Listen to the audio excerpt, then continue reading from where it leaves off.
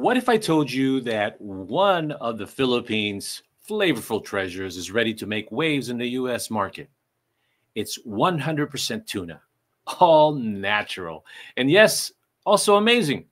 Today, we're not just talking about a product, we're talking about a brand born in Cavite, Philippines, that's captured hearts at WOFEX and MAFBEX. And for all those people who don't know what I just said, basically, these are well established, well known trade shows in the Philippines, and now it's setting its sights across the Pacific. I'd like to welcome all of you to Uncovering Profitable Philippine Products, and the show where we spotlight game-changing brands from the Philippines and explore exactly how they can thrive in the US market. Now, in this episode, get ready to meet Tuna Amazing World. It's a homegrown success story that proves the best flavors are worth sharing with the world. From test batches to supermarket shelves, we'll show you the smart, step-by-step strategies to make this export a dream, a reality. So grab your seat, bring your appetite, which I already have, and I wish I was in the Philippines to take to sample this product. And we're going to go ahead and dive in, because this is how you turn tuna into a U.S. sensation. My name is Ferdinand Soriano, your #1 Philippine-made product advocate in the U.S. market, and also the co-founder of Emporium, which is it's a company that creates awareness and sales opportunities for Philippine-made products in the U.S. And today, I'm joined by my co-host. I couldn't do this show without him and make it more interesting, right? So without further delay, I'd like to go ahead and welcome my co-host. He is the founder of JLSMEBC Consulting and also Emporium's collaborative partner specializing in export management. All the way from Cavite, Philippines, please welcome Jeremy Solomon. Jeremy. Oh, I think we are. I've still got you on mute. There you go. There. Hello everyone. Happy Sabado, Brother Ferdinand. Ayan, ito na naman tayo, di ba? Excited for another inspiring featured guest natin. So, usual, titignan mo itong backdrop ko. It's another exciting natin to. Place. This is called the Naik Church of Our Lady of Immaculate Conception Parish here in Cavite.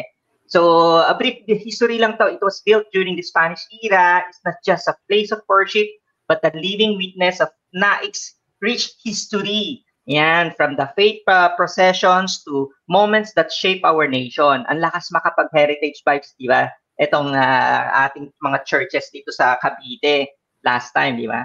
Okay, so just a short stroll from here, life slowed down by the coastal barangays, lalo yung Ipayo, Silangan, where fishing boats dock, ito na, related na to kay Miss Rina, no? We're docked with the day's freshest catch. So, malapit na malapit kasi yung mga kanto, sabi na nating shipping area, no? From these very shores comes our star for today's episode. So, dito siya nanggagaling, no? Kaya sa mga naghahanap ng local soul searching, our hindi soul ng sapatos do, bro. Soul to. Well, there's another kind of fish. I thought maybe you were going to talk about fish, another kind of like soulfish. I know there's one. Yeah. Anyway. Yan, ihabol nila to sa kanilang must-see bucket list yung mga kababayan natin sa US pag pumapasyal kayo ng Pilipinas. All right? Yeah. So with that being said, I can't wait to get everybody to discover this amazing product from your hometown there.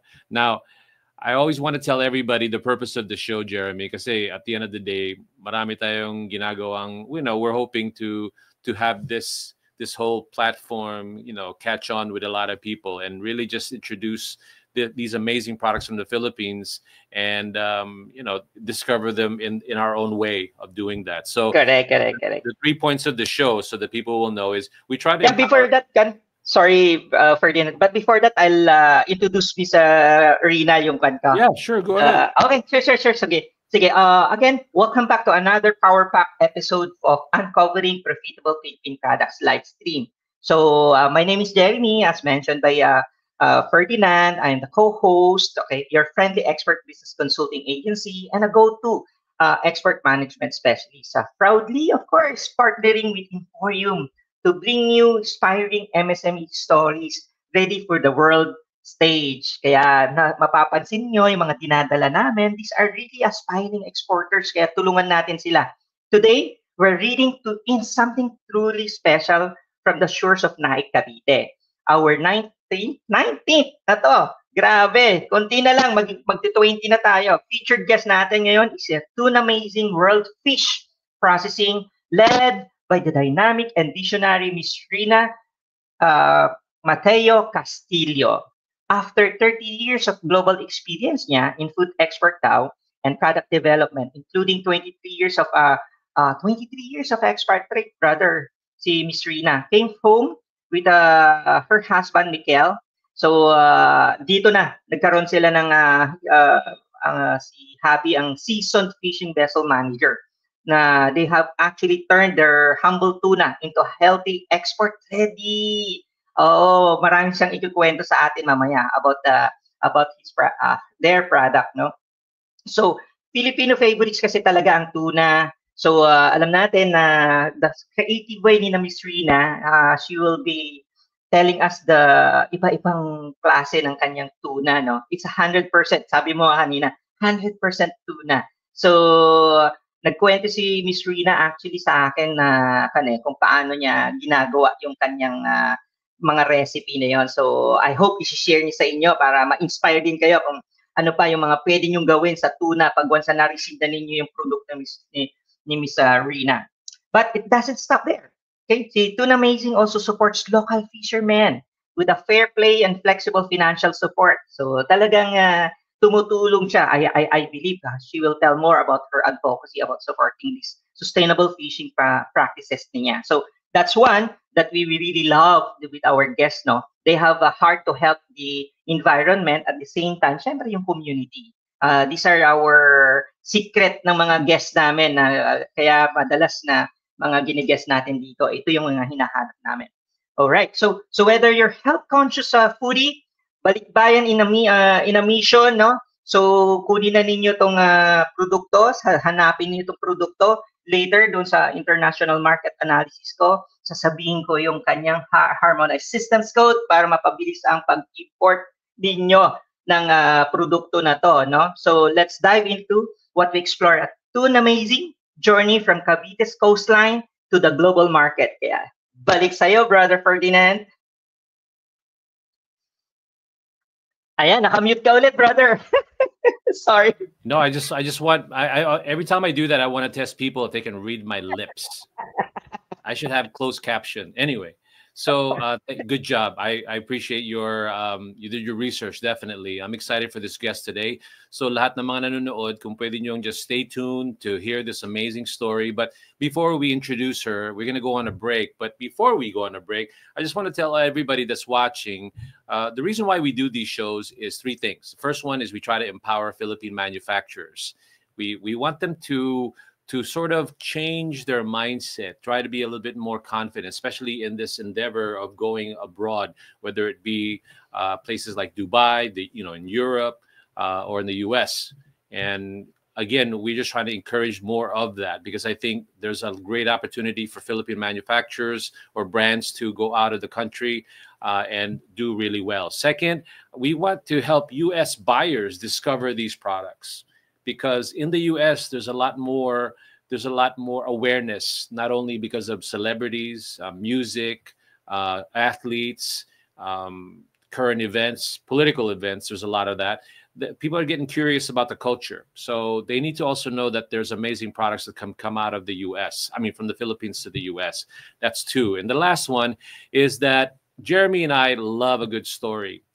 It's one thing to present products, but it's fun and also very educational to learn how these products came about because a lot of them are very inspiring. So with that being said, before we introduce the guest presenter today, let's go ahead and do a quick little break, okay?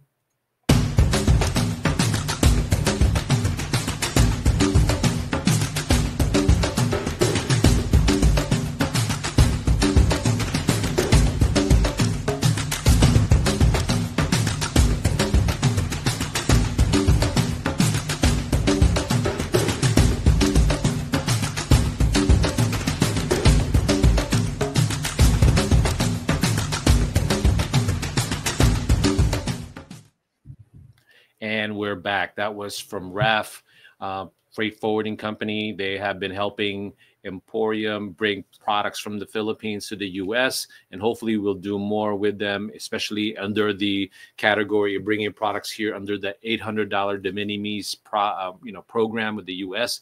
If you want to know more about that, please go ahead and send us a message. All right, with that being said, let me go ahead and quickly introduce our guest presenter today from Tuna Amazing. So, ladies and gentlemen, please join me in welcoming Maria Lorena Castillo, the visionary, founder and CEO of Tuna Amazing World. With her roots in Cavite, Philippines, she has turned a passion for authentic, all-natural tuna into a brand that's making waves, earning recognition at top expos like WOFEX 2025, and I hope I'm pronouncing this correctly, MAFBEX 2025 also. Please welcome our, I'm excited for this because I love the product. I think she's very innovative in what she's done here. So let me go ahead and bring her up. Please welcome Rena Castillo. Hello, Rena. How are you? Hi. Good morning. Good morning. Good morning from Cavite. Greetings from Cavite. How are you?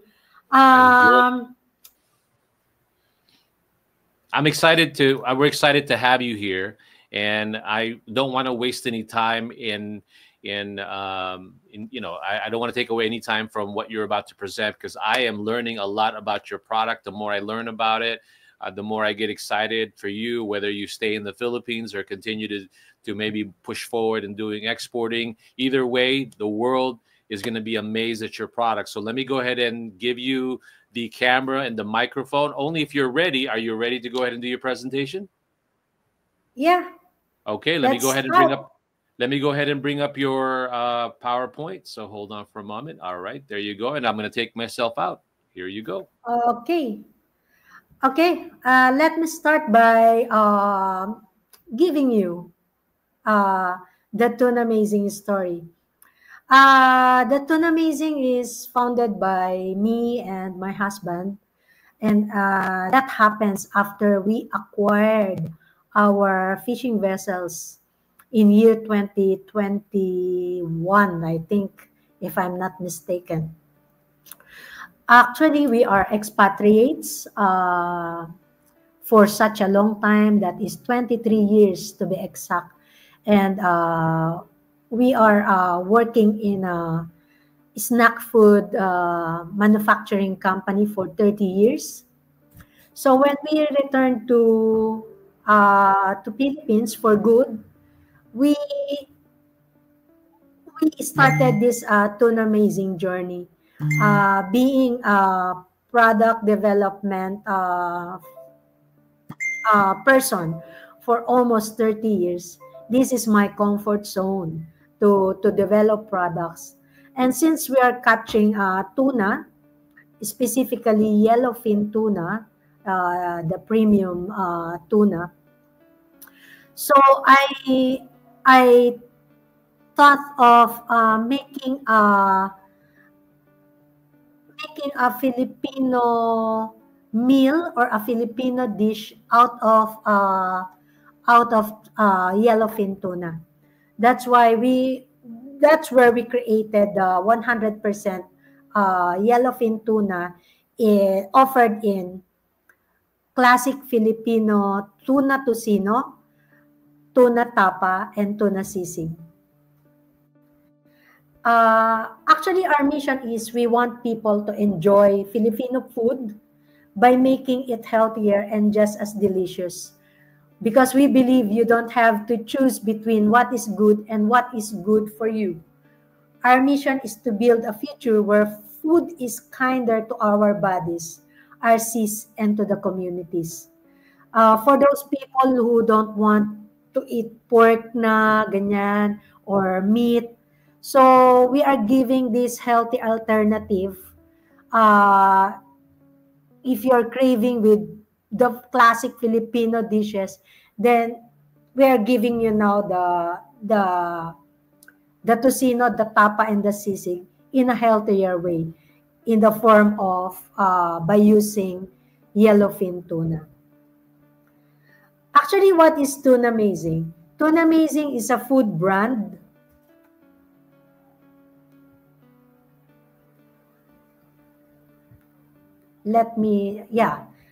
So I'm sharing now what is Tuna Amazing. Tuna Amazing is a food brand specializing in 100% pure tuna products.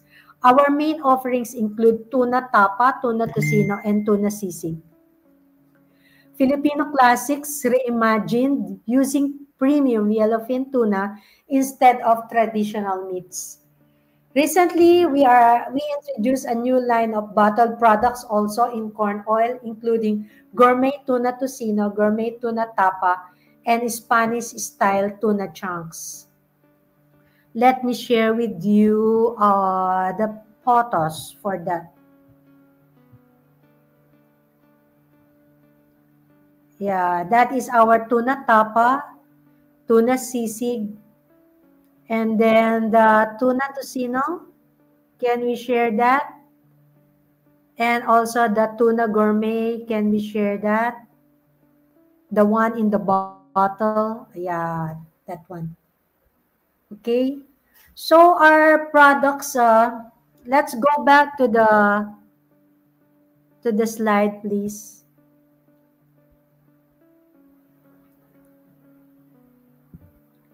So our products are made with 100% yellowfin tuna.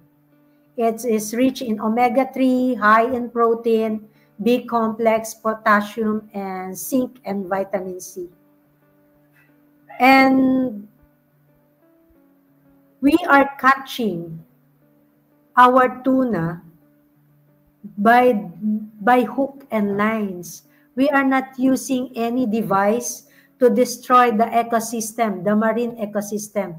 We are using the hook and line so we can preserve the ecosystem, and we can preserve also the lives of the small tuna. So we are sustainable. We are doing sustainable fishing.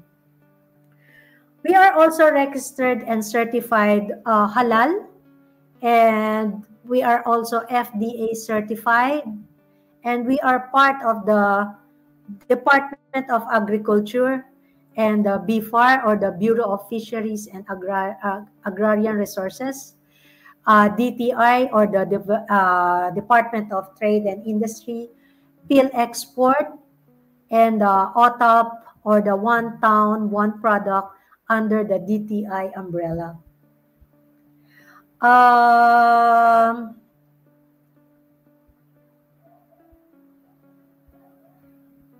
We are not only a manufacturer or selling tuna in the form of tocino, tapa, and sisig, but also we are supporting local fishermen and families. For the fishermen, they are working for our fishing vessels, and then we also get the service of their families for the manufacturing of our tuna tocino, tuna tapa, and tuna sisig. We offer more flexibility through lenient loans and cash advance, a support that is rarely given by a large boat owners. Our fisherman earns based on the quantity of tuna they catch, following a fair and transparent system. Meanwhile, their family members who work with us at Tuna Amazing receive higher daily rates compared to typical MSME wages, along with free meals and transportation. This shared livelihood provides both sea and land-based stability built on trust, care, and long-term partnership. So, can I share with you today, because I prepared. Sir Ferdy, can we just close the slides, please? Yeah, that one. Okay. I want to, how to do that?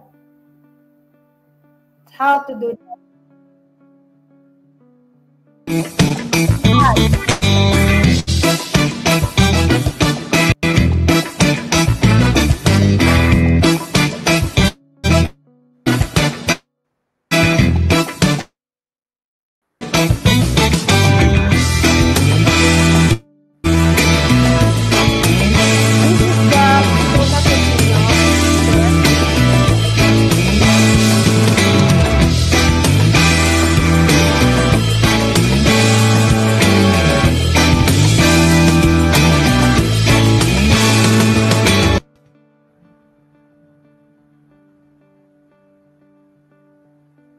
Okay, I'm sharing with you now the tocino.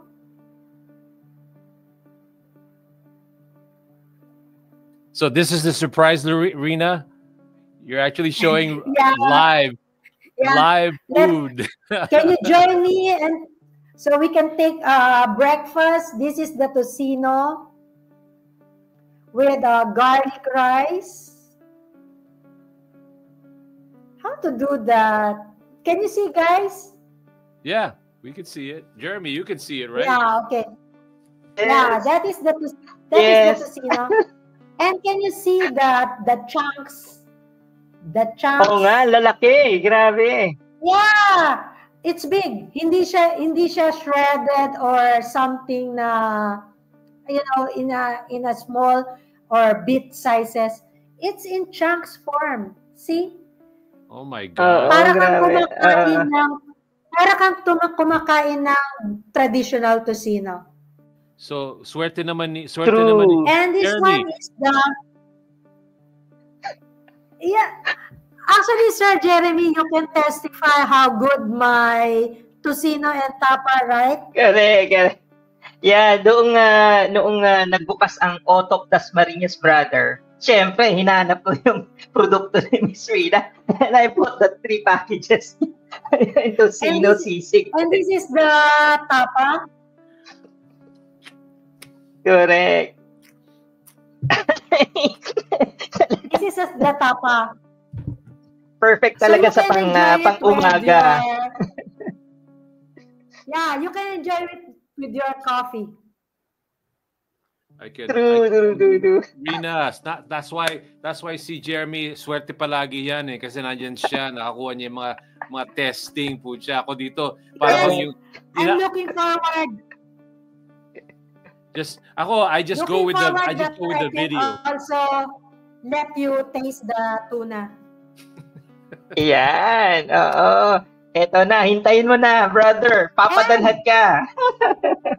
Oh my gosh. Yes. Gosh. And one more thing. This is the last.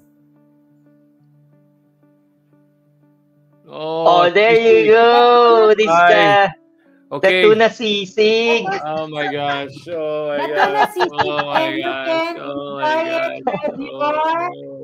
Oh no. You can enjoy it with your ice cold beer. San Mig Light, please. Sama na yung tuna sisig. Oh my God. I love sisig, period, but I also love tuna, period. So, the fact that para bang kinumbine mo yung dalawa na yan, para na nasisira ang ulo ko ngayon. Like, I'm imagining what that must taste like. Oh my gosh. Yung na, brother, sa mga 2 hours na tong live stream natin, pagka si Miss Rina. Oh my gosh. Sama na ng kwentuhan. Yeah. So, na-perfect mo na ba yung talagang yung flavor ng Actually, sisig? sorry guys, ha? That's crazy. Sorry guys kung medyo nainggit ko kayo dyan.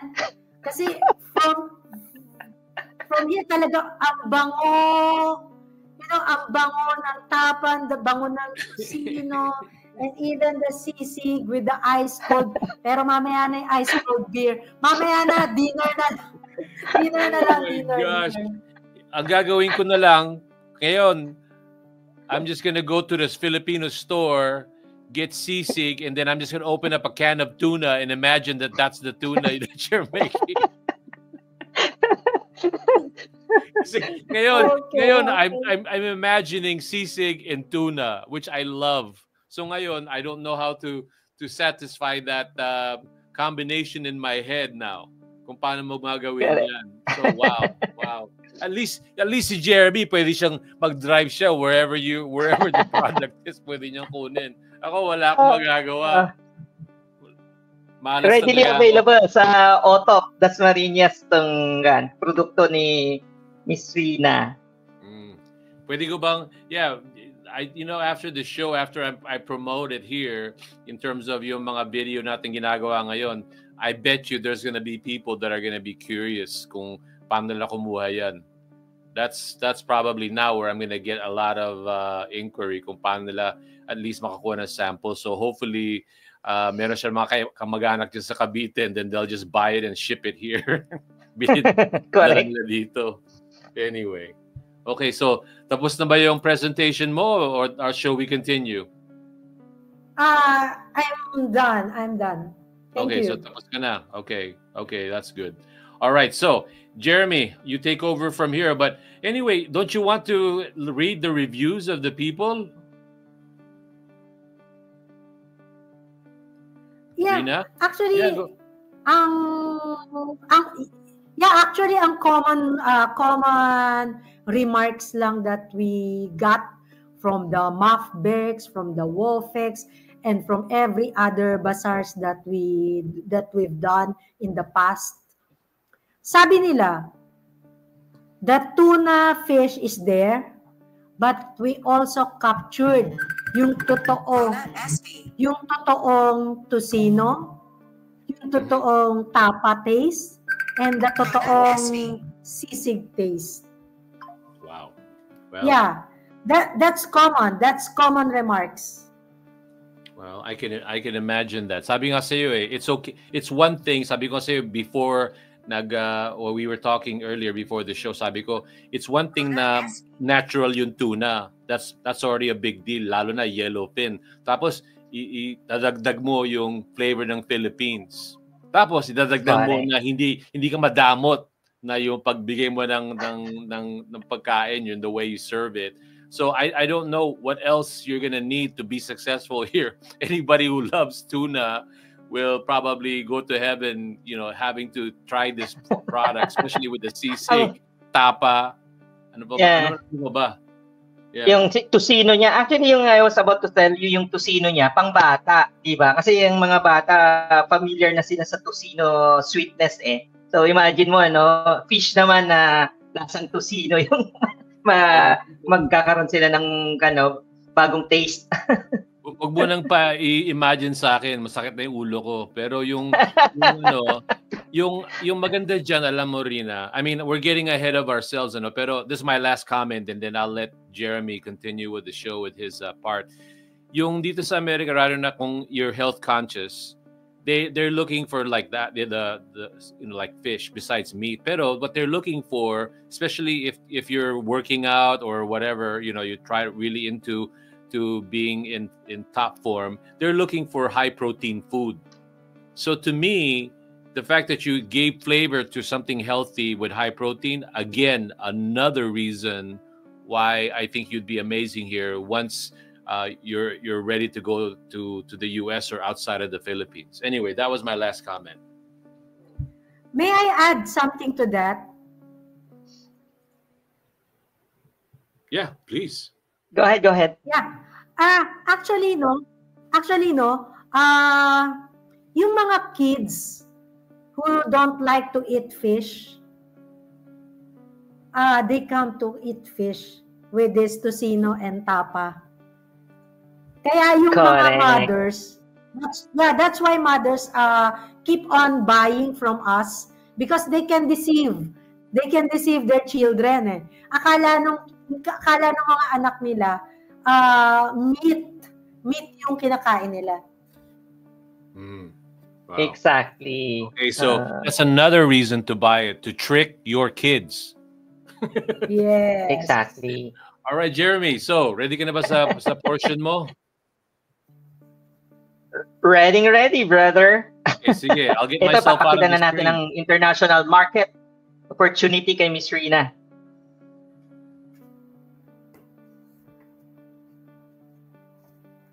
There you go. So everyone's actually talking about the global rise of the Philippine products. And yes, we're here to make sure our local champions get their well-deserved spotlight on the world stage.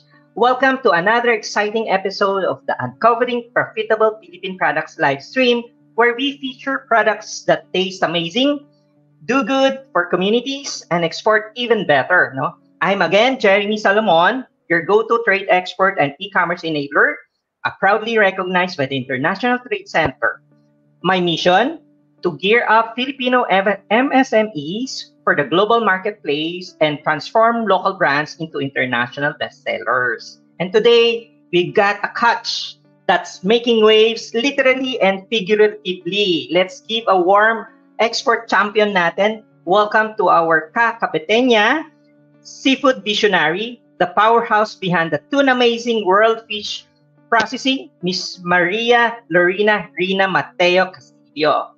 From naik sa fishing docks to international dining tables, Rina and her husband Mikel have turned the humble yellowfin tuna into a healthy gourmet export contender with a crowd pleasers like yung pinakita niya kanina, tuna tapa, tuna tocino, and the tuna sisig.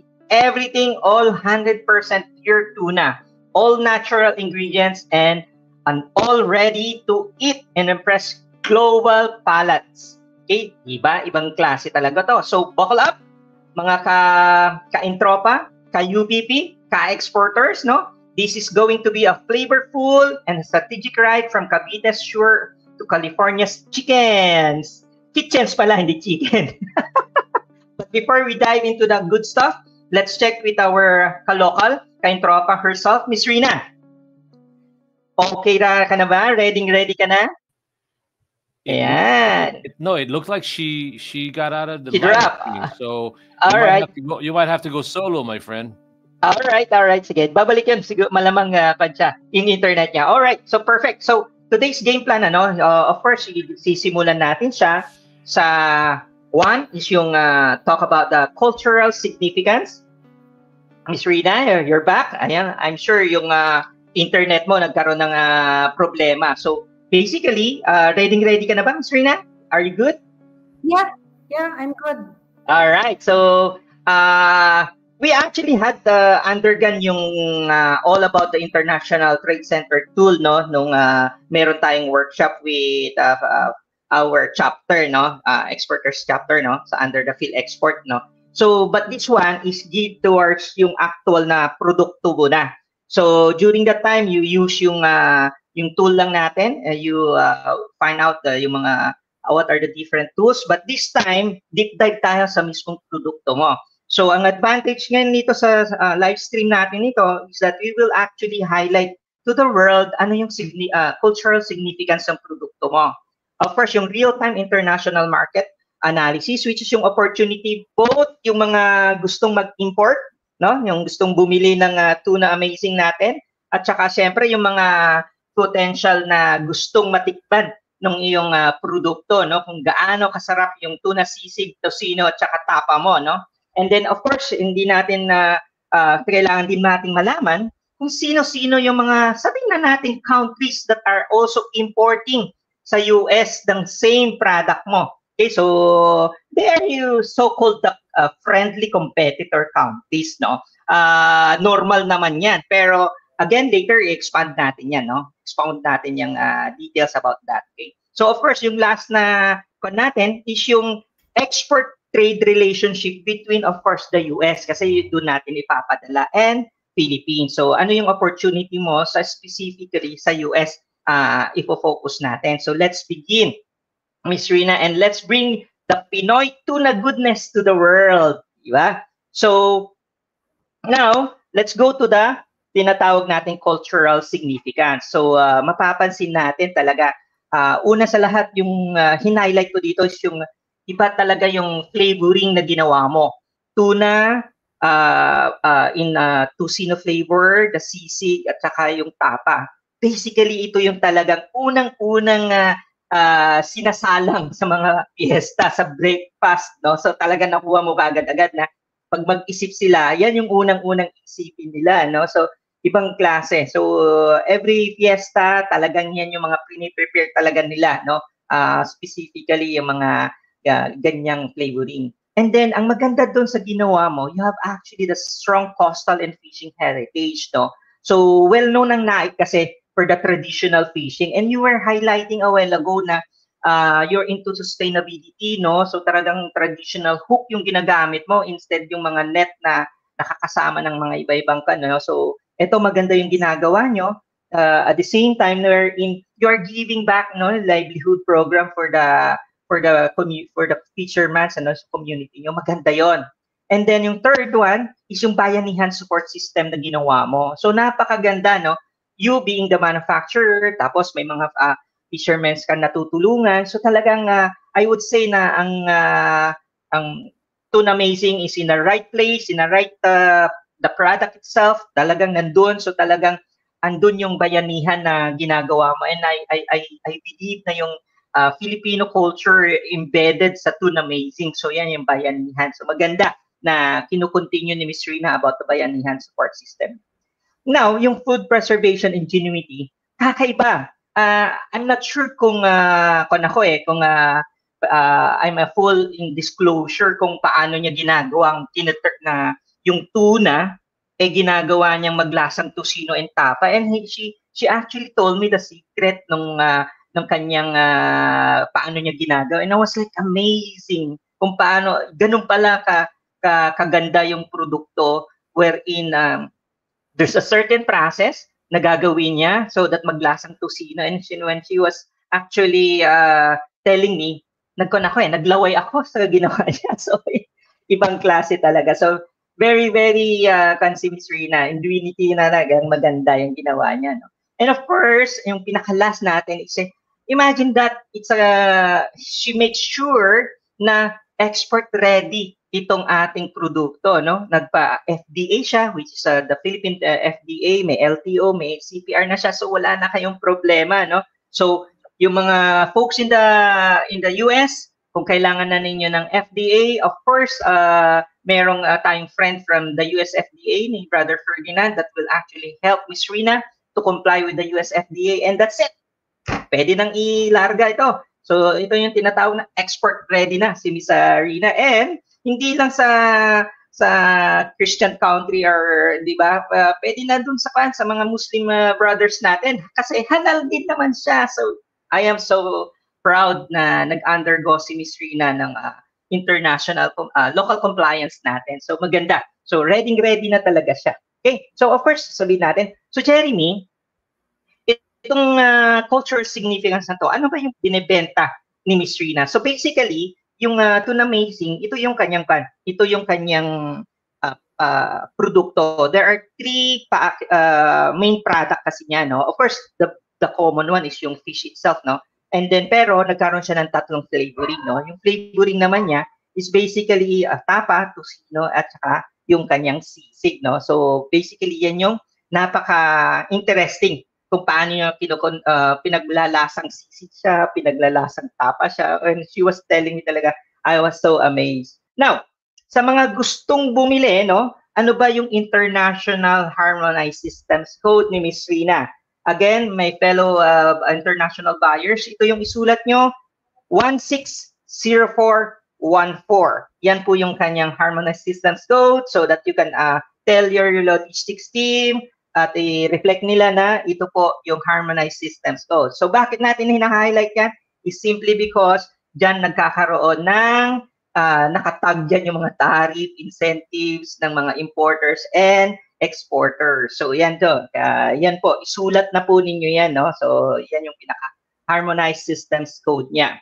Okay, next. So, Jeremy, you were telling us na we wanted to, check yung international opportunity itong produkto ni Ms. Rina. So, sa mga international buyer natin, this is actually the tool that we are using, no? So, it is the market analysis tools that is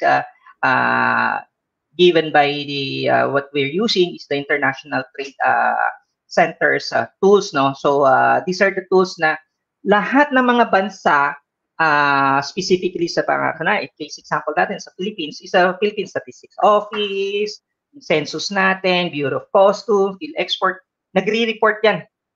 So, nire-report nila yung export and import data natin. No? So, kino-consolidate itong ng International Trade Center. So, again, ginagamit to lahat ng buong mundo, lahat ng world leaders, dito sila nagbabase. So, in short, these are sources natin, these are, sabihin na natin, legit. No? So, hindi to ginugoogle lang, lumabas, yun na yung ating kukunin. So, these are the sabihin na natin legal na sources. So, again, if you were to look at the 160414, gusto nating malaman kung sino-sinong country ang pwedeng bumili ng tuna or yung nag-i-import, yung malaki ang demand.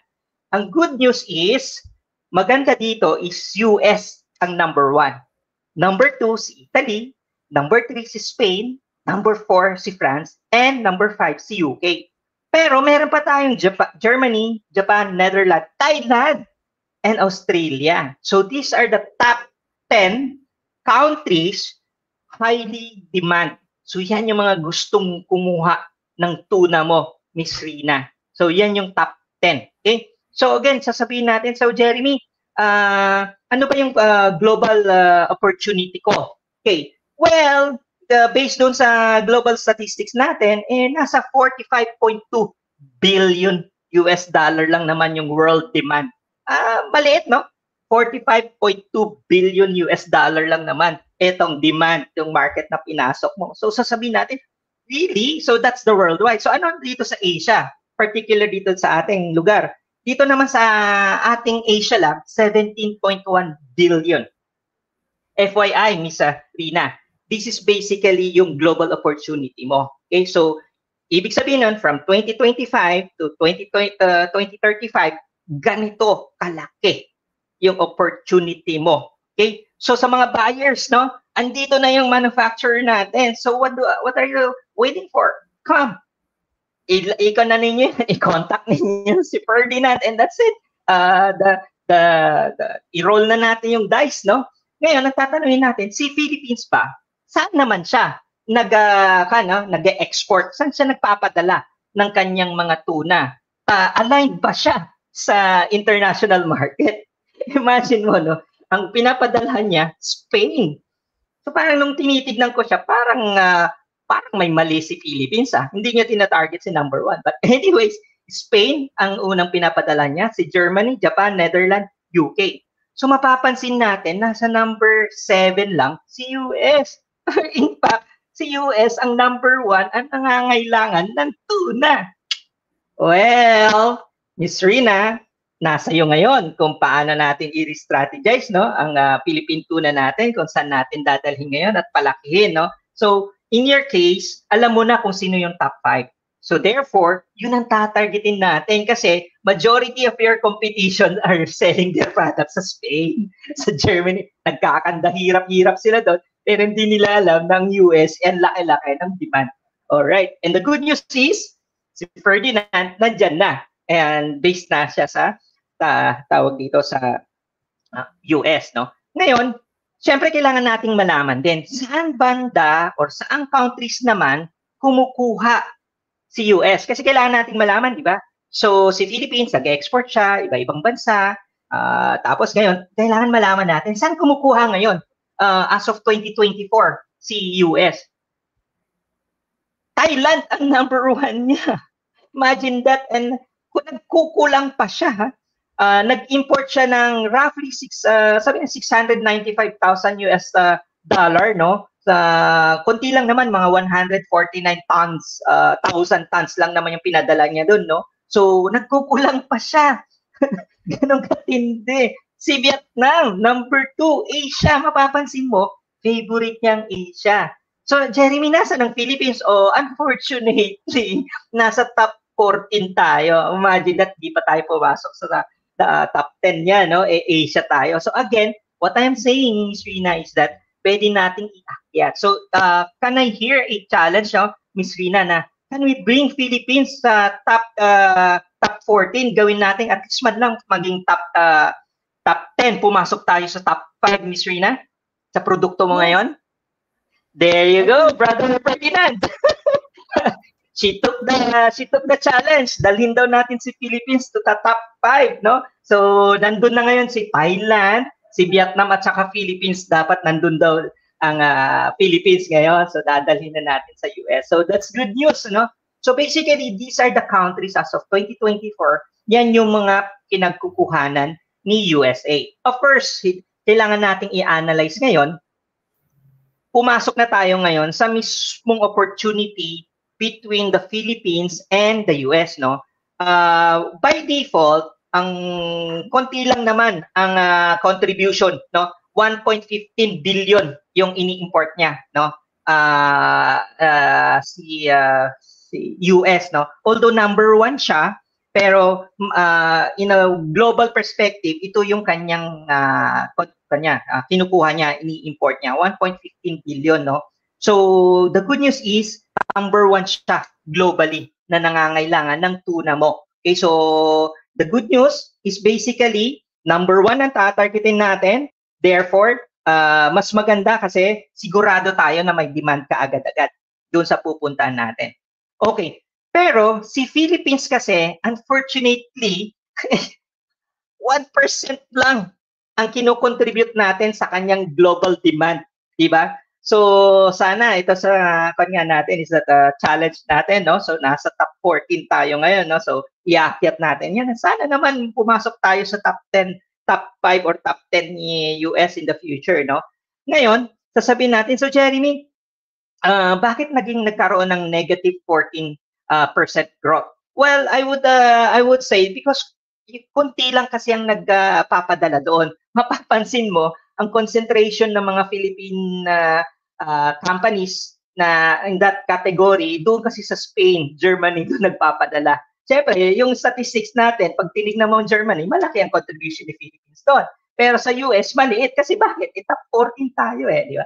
So again, ang sinasabi natin dito, ang laki ng opportunity mo dito, Ms. Rina. And ang laki ng opportunity ng international buyers natin. Okay? So kung gusto mo pang humabol, meron pa namang natitirang 124 million US dollar opportunity ka. So kung magpapadala ka na ngayon, tataas yan kasi kukunin mo yung statistics niya. So there is a potential for the Philippines up to 2029. Yun yung export potential natin. Okay? Na sinasabi niya na, yan ang kailangan ko kay Philippines. So give me that volume, Philippines. So yun yung gusto niya mangyari. Okay? So ngayon, sasabihin mo, Jeremy, I am excited. Nandyan si Brother Ferdinand. In fact, so kailangan natin ng compliance. Of course, the good news there is that tapos na yung first level compliance mo, yung FDA mo, may halal ka na, so wala na tayong problema.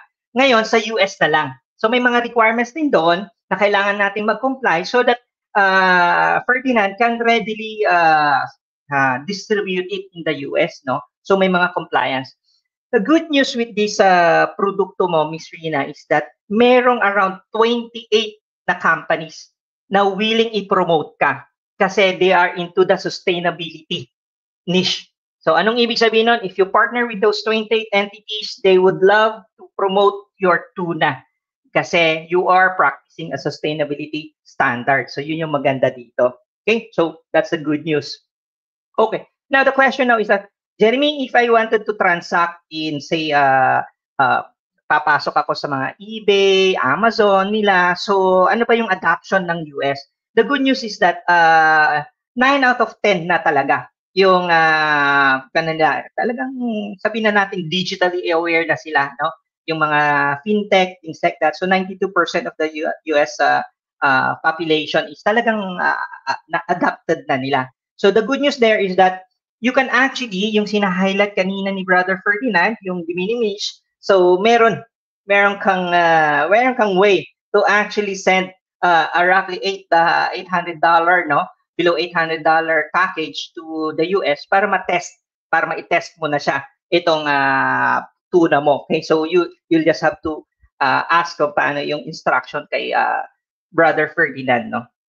All right. So Jeremy, we were highlighting kanina na kung US, are there any countries na pwede ko rin padalhan? Okay, these are the top 5. Remember mo, kanina sinasabi natin na si Thailand, si UK, si Germany, si Japan, and UK ang pinapadalhan. So yan yung mga additional countries that you might want to actually send your product as well. But siyempre, ang challenge ngayon is that yung US statistics natin, yung data na yun, iakyat natin dahil ikaw ngayon yung magtutulong sa Philippines na iakyat natin na mag-import tayo, mag-export tayo sa US. Okay? So, sa tulong ni Ferdinand, of course, potentially talagang magiging achievable yan. Ngayon, the question now is that, Jeremy, may naririnig ako na may mga tariff na ni-roll out ni Trump, no? So basically, the answer there is yes. So there is a 35%, no? So di ba, kala ko ba 19%, di ba? So basically, yun yung standard kasi, 19%. Pero in this area, 35% yung harmonized systems code mo. So what does it mean? Titignan nila. So kailangan very specific ka dun sa harmonized systems code mo, and then they will actually decide kung 19 or 35. Nevertheless, yung 19%, pag pinatong nila yon, yung importer ang mag-absorb ng 19%. So in the pricing matrix mo, cost structure mo, I believe Mr. Ferdinand will teach you kung ano yung take naman para maipasok mo yung tariff na yan, no? So basically, yan yung talagang reality ng produkto mo. Mayroong tariff yung mo. Pagka yung malaki na, malaking bultuhan na, mga pale-paleta na, cargo, 20-footer na yung pinapadala mo doon, talagang meron ng tariff talaga siya. Okay? So, with that, yung end ng aking presentation, I will actually turn it over to you to Brother Ferdinand. But please do help me po.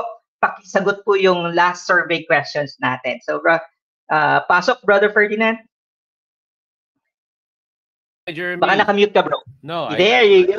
I didn't do that this time. I was very aware of it. Anyway, so thank you, Jeremy, for that. Hopefully, maybe Rena has a question before I begin mine. Rena, do you have a question that you want to ask? Nakamute ka, Miss Rena. You're on mute. Yeah. There you go. More on pricing. Kasi pricing structure. Pricing structure for exporting to the US. Ayan. So, sa side ko, Miss Rena, yes, definitely we can review, no? Kung paano yung pricing structure, export ba yan?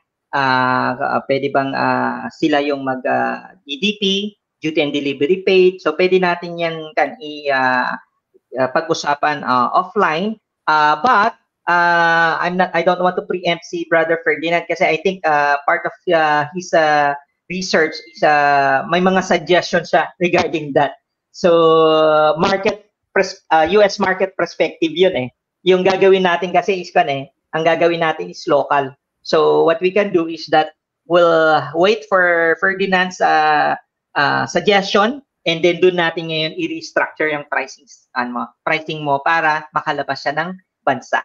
Yan. So, Brother Ferdinand, hindi ko muna sasagutin directly yung pricing structure na kailangan assistance ni Miss Rena, but we will wait for your cue. All right? Oh, yeah. I mean, even after the show, you can discuss that with Jeremy, Rena. Correct. At the end of the day, I mean, we only have like an hour, maybe even 2 hours now in doing the show, so it's okay. Let me go ahead and take Jeremy out of the camera. Hold on. All right. So, Rena, what I wanted to ask you is that you and I are going to talk. My presentation will be very small. I hope that nakita mo na it's exciting for what's in store for your product, not only outside like Dubai, Europe, like Jeremy was saying, but also the US. So hopefully, sabi ko sa'yo, hindi ba sabi mo sa akin kanina, you really wanted to just see what it would be like to really master the Philippines, right?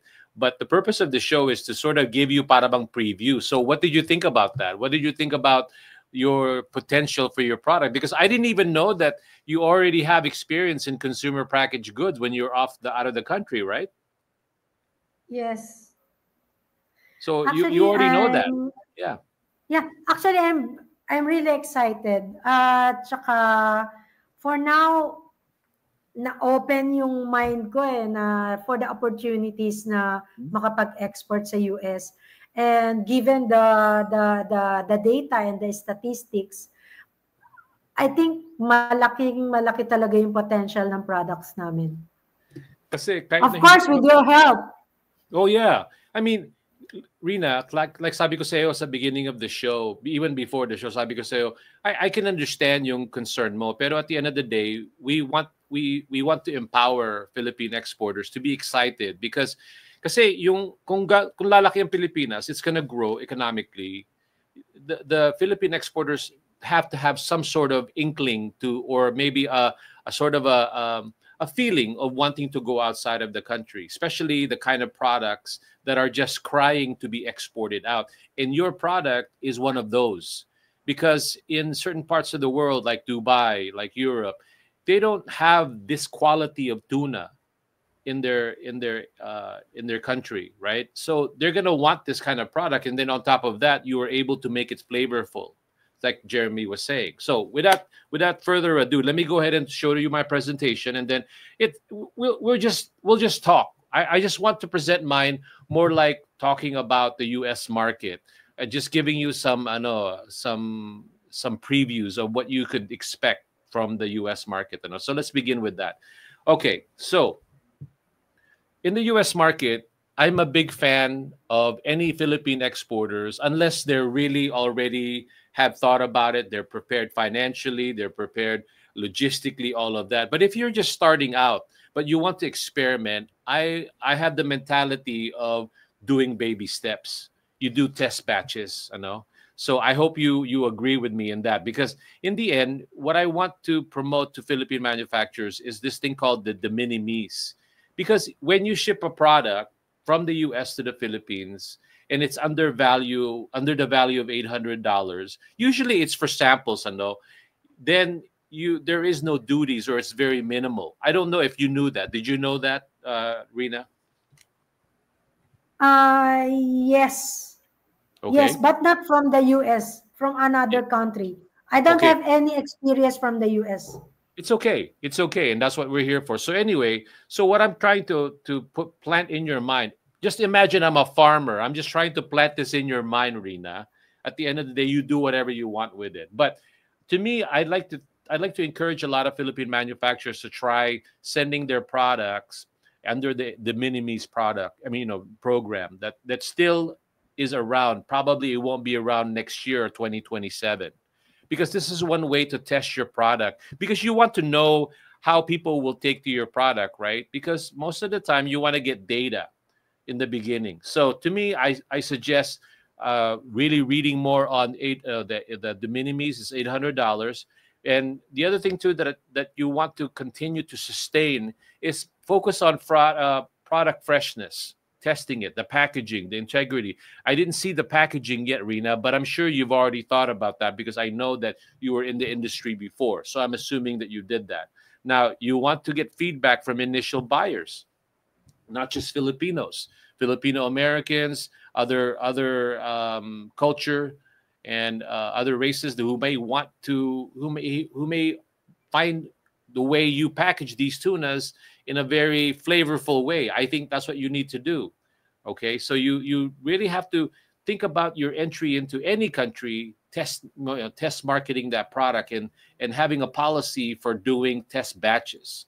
Second, if you're going to go to the US, I would like for you to start thinking about partnering with Filipino American retail stores, whether it be in Nevada, California, New York, Texas.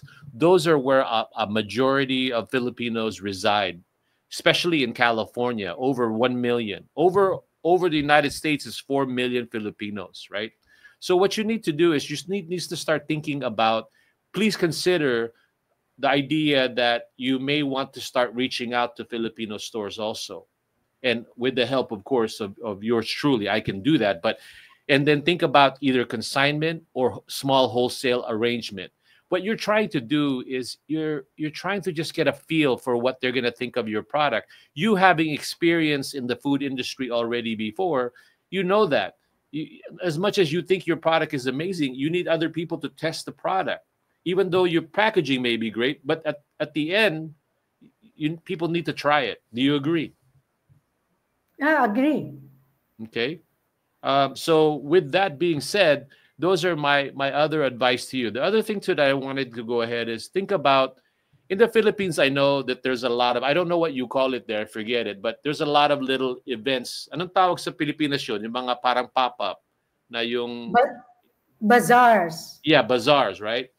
Here, I know in market.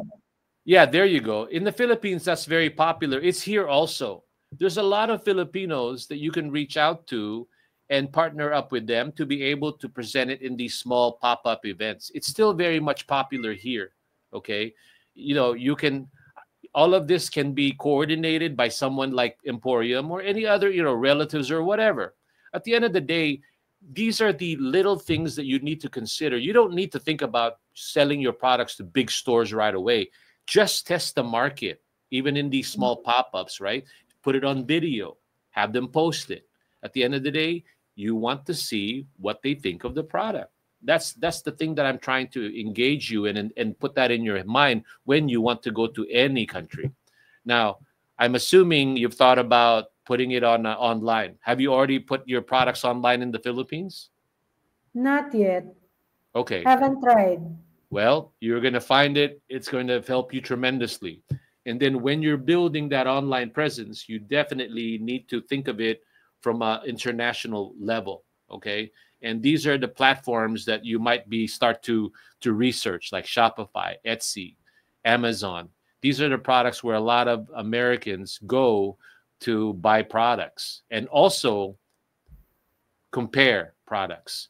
If you want to see in terms of pricing, like you told me earlier that you still want to figure out what the pricing would be, you go to Amazon and look for products that are similar to yours. Then you can figure out to see if it'll make sense for you to be here. But I would suggest Amazon. Keep inventory small and manageable, and then partner up with warehousing companies that will accommodate that, which there's a lot of them. Again, all you need to do is figure out how to get your products here on small amounts first, so that this way you can go ahead and have them tested in various types of venues. Does that make sense? Yeah. Yeah. And do you want to add on to that thought? Is there anything that you want to add on to that, Rina? Maybe I just have this impression or challenge that my product is frozen. So frozen products are difficult to put in an online store, difficult to ship out, difficult to export. So I have that thinking ba? Yeah. Yeah. It's disturbing me. No, it just depends. That's all about logistics, Rina.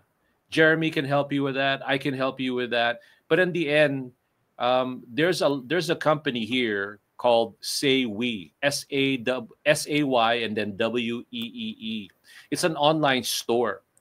They will, I think, pretty much will order small amounts to try out your product, whether it be frozen or not. Now, obviously, I don't know the shelf life of the product. Like, for example, if you were to put it on a boat, right? It would take about 3 to 4 weeks, but it would be put in a frozen container. Okay, you need to figure that into your cost, because using a frozen or refrigerated container is a little bit more. Now, you can also ship out small amounts and put it on a plane. That takes about 6 to 7 days, okay, to get here, maybe sooner. So those are the pricing that you need to figure out. And that's what I said to you. You're just here today to think about the possibilities. I know there's still a lot of things that you need to do, But those are the things that you need to research. And I'll be giving you this PowerPoint so that you can read it later and then really understand what the purpose of what I'm trying to tell you and what you need to research. Next slide. Now, eventually, you want to think bigger, right? After that, you need to figure out how to find resellers of the product and wholesale distribution. In the Philippines, there's a lot of Filipino stores already.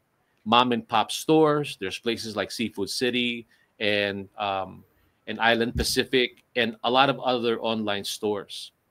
You just need to figure out for yourself, like you said, the FDA, the refrigeration, and your pricing. All of the other things, we can figure out how to help you in regards to who would help you and who you can trust. But that's another conversation altogether. Right now, you need to start sort of dreaming a little bit, because I really believe in your product. I think your product would be amazing. But being amazing is not enough. You need to do your homework and figure out what is it that you like. I mean, what are the challenges? The moment you figure out the challenges, then the quicker it is for you to get your product to people who I know once they get it would love it. Okay, so I just want to keep encouraging you with that. Does that make sense to you? Yes. Okay. Thank you for that. Oh, and well, that's pretty much it. That's my presentation. I told you that it wouldn't be too long, but keep in mind that after this show, you need to do your homework, but it's worth it, Rina, because you know why? Your product is amazing. That's why you called it Tuna Amazing. You didn't say Tuna Amazing for nothing. You believe in that. You just need to get this out of your head, talk, about your concerns like that, have it answered right away by people like Jeremy, Phil Export, and all those people that you told me that you're talking to. But once you're ready, I'm ready. You can call me, let me know exactly what you think of here. That's why Jeremy and I work together. And speaking of Jeremy, let me go ahead and bring him up again. So this way we can go ahead and talk a little bit more about the product and then have your final thoughts before we end the show, okay? All right. Here he is, Mr. Jeremy Pogi himself. All right. Okay, so with that being said, I'm done. Yeah, actually, yung kanina you were talking about yung mindset, no? So kahapon when we were actually, I attended this event, no? These are actually accountants at saka mga financing, no? So bookkeepers, talagang mga CPAs. And they were actually initially threatened by AI. So, syempre, di ba, marireplace na raw sila. So sabi nila, hindi kami marireplace. In fact, gagawin namin tool yan. So mag-a-adapt kami kaagad-agad. So why am I highlighting this, Miss Rina? Actually, ganun din. Sasabi kasi kanina si Brother Ferdinand na yung marami na talagang produkto sa US na mga Filipino products, no? So yung mindset ba? So the earlier you actually put your product sa gondola sa US, mas mabilis kang magkaroon ng awareness, no? So start small, yung sinasabi niya, and then all about those pricing na sinasabi niya. Actually, yung de minimis rule na yon is basically kahit hindi ka pa US FDA. So, pwede kang makapasok. Pero, kapag full volume na siya, then wala ka ng choice kundi talagang mag-undergo ka na ng compliance. So that's one good news. Gagamitin mo kasi yon to test different states in the US. So, the good news with Ferdinand is marami siyang mga network of states, other states, diba? So, California, so nandun siya, meron siya sa New York, meron sa kilala sa Indiana. So, iba-ibang state, marami siyang, exactly. So, Las Vegas, so basically yan, yung mga typical na pwede nating puntahan na ipatest doon sa Filipino PhilAm community doon sa area na yun. And humble very humble si Brother Ferdinand. He is actually connected sa DTI USA. Kaya, in short, kung kailangan mong mag-OTOC, since nag-OTOC ka na rin lang naman dito sa Philippines, so may version sa US. Hindi nga lang OTOC ang tawag nila. So, Mr. Ferdinand will tell you more about that just in case that you are interested as well. Okay, doon sa government network side. US Philippine government side. Okay. So, maliban diyan, marami actually siyang mga sabihin na nating kung dito sa Philippines may PhilExport, may PICC, ganun, mga chambers of commerce. Si Brother Ferdinand, hindi niya sasabihin sa'yo na connected siya lahat sa mga doon. Para binibenta kita, sensya ka na. Yeah, it's okay. Bigyan naman kita ng portion dyan mamaya eh. Like, ikaw swerte mo eh. You're the one who's gonna get the benefit from the tuna. Magpapadala sa akin ulit ng I would rather have the tuna than the compliment. Ayan. So, those are the things that I would say na baby step tayo. Yes. In fact, anytime na gusto mong magpadala dyan, ready na si Brother Ferdinand, no? So, marami siyang mga network of retailer, yung actual retailer. Kung gusto mong distributor yung arrangement, distributor yung i-connect niya. Gusto mo ng mga associations para ma-penetrate natin. Yung mga typical na, di ba, normally may mga monthly, quarterly events sila, mga pub golf events sila, things like that, and you wanted to showcase yung mga produkto mo on that exhibit dun. So, yung mga bazaar na yan, meron na yan si Brother Ferdinand. So, that's the things that you might probably do as a startup, no? Ang pinaka-importante actually dyan is yung logistics company. So, isa sa mga critical na component dyan is yung logistics company that is dapat reliable. At the same time, meron siyang yung container. Kasi yung mo is food, no? So, kailangan yung container na paglalagyan, more or less pagdating sa US, fresh pa rin siya. Diba? So, yun ang good news, no? So, Mr. Ferdinand can immediately help you with that, no? And then next one is, of course, yung kailangan na, kasi syempre, sa buwan natin ngayon, from June to September, June to November or December, nag-uulan-ulan pa. So medyo talagang busy yung, busy pa yung weather natin. So you might as well put some insurance, no? Kasi hindi natin sure kung ano yung magiging impact doon sa habang transport yung produkto papunta sa US. So yun lang yung I think na kailangan nating put into the cost structure natin once na nagpadala tayo ng pricing matrix na pwedeng ibenta sa US. And then actually si Ferdinand naman may mga siya may mga network of retailer siya na willing naman na kunin yung produkto mo para i-display nila kasi there are so many companies that are very much willing to display Philippine products sa kanilang store. So naghihintay lang sila kung sino-sino yung mga ready na from Philippines papunta sa US. Rina, yun na pahaba.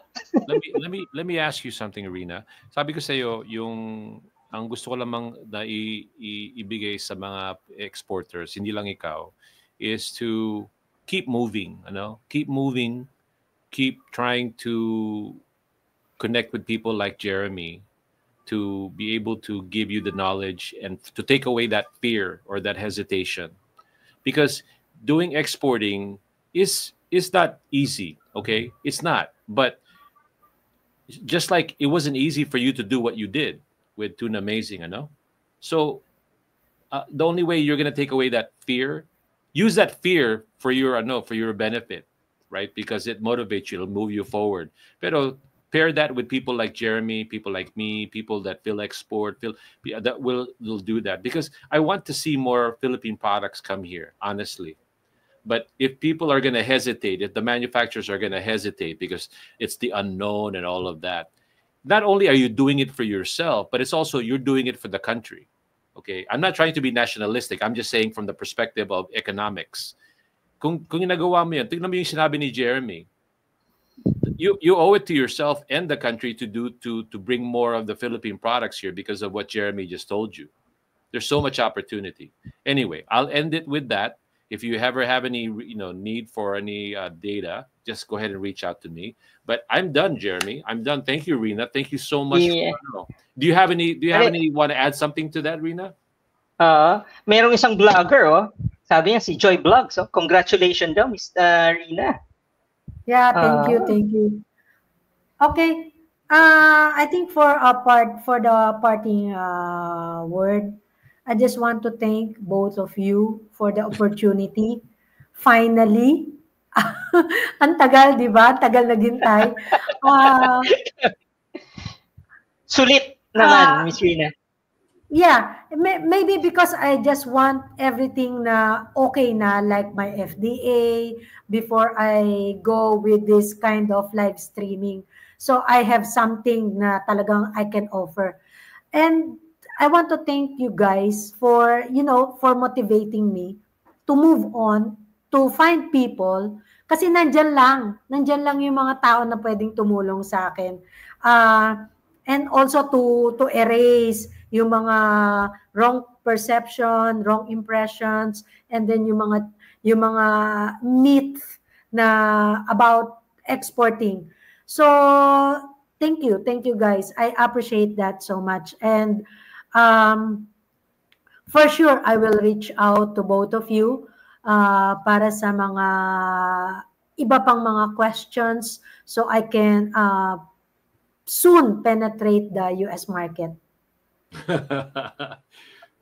Very well said. Very well said, Rina. Every product manufacturer that we have, they realize that if nothing else, what you get out of this is not only now you have content, right, that you can show to potential clients about your story, but hopefully what Jeremy and I just did for you is to plant a seed in your mind that you need to keep going. We're not telling you to make giant leaps, but you need to keep going because of what you created, and you need to keep going, not only to benefit you, your family, friends, but the country in bringing more jobs to the Philippines. Exactly. Right now, right? So that's what you need to think about. Don't think about just yourself and your fear. Let those control your fear. Okay. Anyway. Yeah.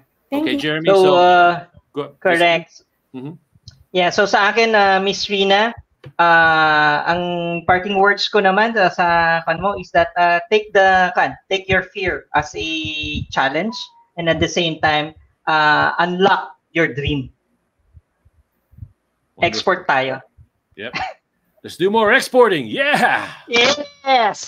Right. Export, I normally I didn't want to do the happy dance since I didn't get to present it. So we're just gonna say goodbye at this point. Yes. Okay. So I hope I hear amazing things about your product in the near future, Rina, because now I'm gonna dream about tuna sisig, tuna tinapa, or tuna Tocino and sisig. I don't know how to satisfy that now because there is no product like that here. Okay, so now I have to get sisig and tuna and mix it together somehow. So anyway, with that being said, I'm gonna say goodbye, Jeremy. Any parting comments? I think you said it already, right? That's right. So sa mga followers natin, thank you. Yung mga viewers natin, salamat for staying with us, at saka yung mga future buyers natin, no? So hash yung kanyang Harmonized Systems code, huwag niyong kakalimutan, 160414, yung po yung isusulat natin, at alam nyo na ang susunod niyan is that Ferdinand and Miss Rina will will be happy to address your demand, no? So for the tuna, yan, malalasahan na nila. All right, that's it, brother. Bye, guys. Thank you. Bye, Miss Rina. Bye-bye. Salamat. Happy weekend.